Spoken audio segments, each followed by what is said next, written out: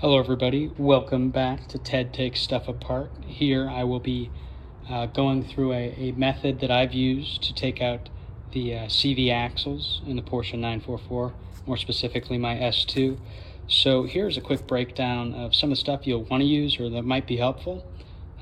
First of all, you'll need your triple square sockets. This is an 8mm triple square. This is also an extended one, as you can see. These I got through Amazon for like less than 20 bucks in a set, and so far they've worked really well for me. You can spend a lot of money on these and they'll probably be better, but in my case this has worked pretty good, and I have a pretty greasy, grody application, so I've had luck. You want to use some picks to help get some grease and grime out of the triple square bolts on the axles. These can be picked up for pennies on the dollar if you don't already have them at like Harbor Freight or Amazon. You'll want some brake clean. This helps get rid of the grease on and around the bolts. And you may know that a lot of brake clean is bad for rubber if it soaks in it all. Typically it flashes off pretty quickly, so the rubber's fine, especially like on the rubber boots for the CV axles. In our case, or in my case, the boots are pretty well dry rotted and will need to be replaced. That's fairly common for a car that's 30-something years old, and you'll want some safety goggles to keep this stuff from getting right in your eyes, because that would not be good. In addition, a wire brush could be helpful, or some sort of a brush to move some of that grease off the bolts is helpful, and plenty of paper towels for cleaning up. You'll want to make sure that triple square bolt, and that's not a Torx pick, to be clear. A triple square is what you need. You'll want to make sure that is super clean as you're using it to prevent any chance of stripping the bolt, because that can be fairly common on these axles for these Porsches. Okay, so once you've collected your tools, we want to start by lifting the vehicle. Take your time to get it up on jack stands. And what we're going to do is start by taking our time to really loosen up a lot of the grit and grease in the heads of these bolts. I'll start with my pick, and then I will kind of loosen up that dirt, and then I'll spray it with the brake cleaner, hit it with the wire brush, use the pick again to try and clean it out as best as I can, wipe it down with a paper towel, and then I'll fit my socket in there and kind of start trying to loosen it. So I'll show you that process now. Okay, here we are under the car. You can see these grimy, greasy bolts. I've got a 90-degree pick here, and I'm just gonna kind of prod around in there. My goal here isn't to scratch up the bolt or any of the surfaces that triple head socket will eventually touch, just to kind of loosen up what's in there, to give the brake clean a better chance at cleaning all this out. And so what I'll do is I'll just go in here and reach all the ones I can, then I'll slowly turn over the axle. I have the car in park right now, but old brakes that have been sitting for a while, that parking brake isn't catching as well as it should, so I'll likely be able to turn this over by hand. But just do your best to clean these out, because the better job you do now, the easier time you'll have actually taking these out. Okay, so I've kind of picked these bolts out a bit, so I'm gonna stick this straw on the end of my brake clean right in the head of the bolt, give it a couple spritzes, and then go at it with my brush or my pick again, and just continue to clean this out. I might spray it a few times, and then ultimately wipe it out with a paper towel, just to really make sure that that's clean.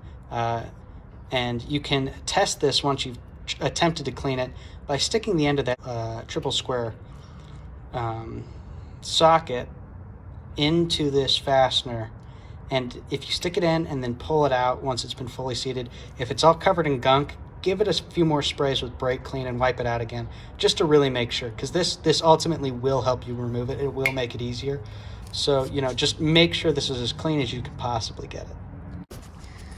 Okay, these bolts are looking pretty clean, so now I'm going to start with the removal process. So take your extended 8mm triple square and feed it into one of these fasteners. You might have to start at an angle and fight the rubber, but once you get it in there, it should straighten out if you've got it nice and clean. And from there, just give it a couple of taps at the end of your socket just to make sure it's seated properly.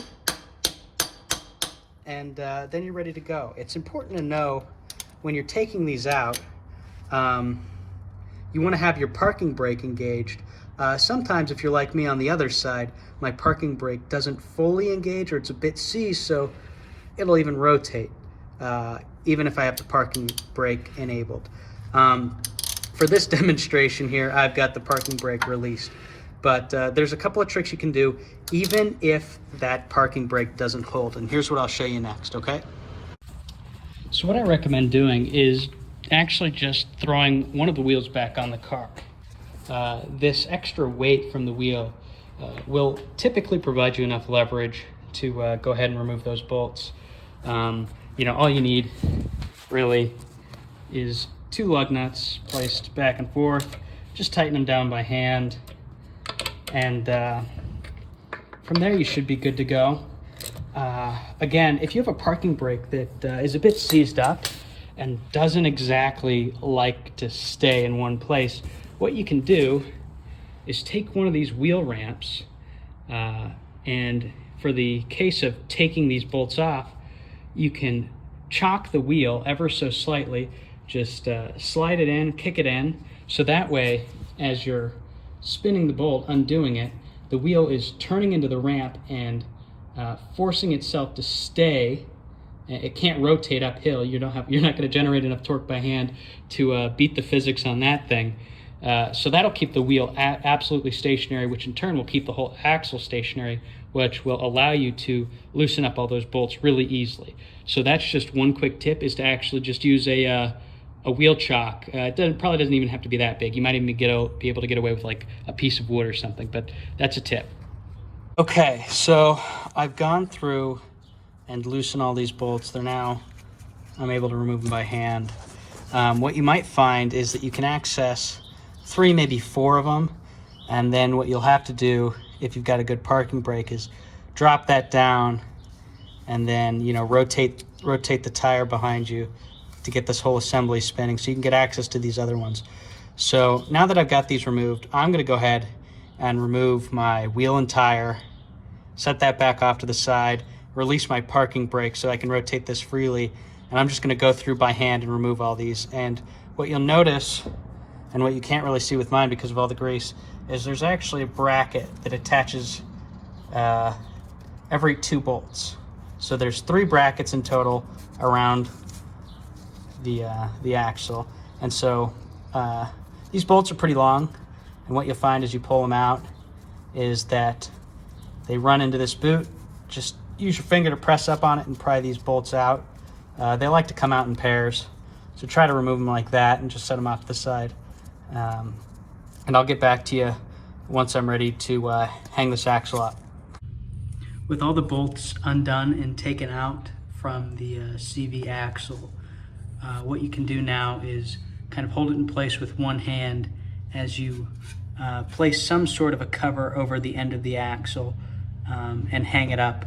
I use zip ties here. That allows it to rotate freely while still being held up in place. It's important to put something on the end of the axle here to prevent any dust or debris from getting in there. This is especially important if you don't plan on really repacking the grease, although you should each time you do this. Dirt in there, any sort of debris in your bearings here can lead to these deteriorating quicker or even just being destroyed altogether. In addition to that, once we've taken this axle out, I'm going to end up covering both the flange on the transmission and on the bearing side of the hub with some sort of a plastic covering as well. So from here, we're going to move on to undoing the other side of the CV axle. The hub side of this axle shaft uses the same triple square bolts all around, and so you want to go ahead and do what I do and follow that same cleaning procedure for cleaning each of the heads of the bolts out. This side for me was particularly greasy, and one thing that I might use now that I know it is a bunch of Q-tips in here. Those will help clean out the head, especially after you've used a bit of brake cleaner. Once you've kind of loosened up a lot of that dirt, getting a Q-tip in there could really help clean that out. So from here, we can re-engage the parking brake to undo these bolts. Axis is a bit tighter here, so you'll probably need to engage and disengage it to rotate this a bit more than you did previously.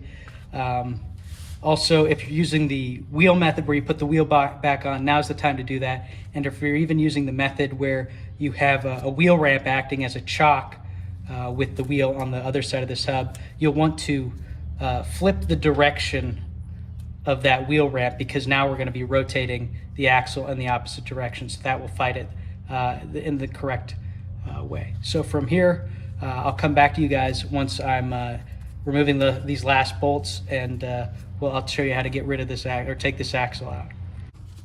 Okay, when you've removed the last bolt, you can go ahead and remove whatever is supporting your axle. You want to make sure to use both hands for this, because we're gonna, in my case, we're gonna cut the zip tie and then remove the axle at the same time. So the zip tie is cut. I'm now holding the entire axle. I pulled it down.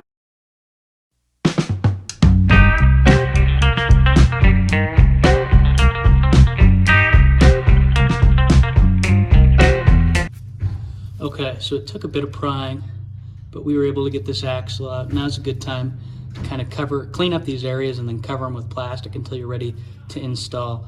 I'm going to go ahead and cover this end too. I'll end up cleaning this up, but for right now, we're just going to set it off to the side. And I'll catch up with you here in just a moment.